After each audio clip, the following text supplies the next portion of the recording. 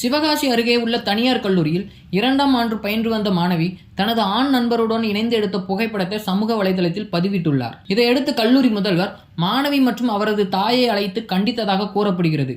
இதனால் மன உளைச்சலில் இருந்த மாணவி கடந்த 20ஆம் தேதி தற்கொலை செய்து கொண்டார். இந்நிலையில் கல்லூரி மீது நடவடிக்கை எடுக்கவும் மாணவியின் மரணத்திற்கு நீதி கோரியும் கடந்த 23ஆம் தேதி இந்திய மாணவர் சங்கம் உள்ளிட்ட மாணவ அமைப்பினர் மற்றும் அதே கல்லூரியைச் சேர்ந்த மாணவர்கள் போராட்டத்தில் ஈடுபட்டனர். போராட்டத்தை தொடர்ந்து விசாரணை நடத்தி உரிய நடவடிக்கை எடுப்பதாக காவல்துறையினர் உறுதியளித்ததை தொடர்ந்து போராட்டம் கைவிடப்பட்டது.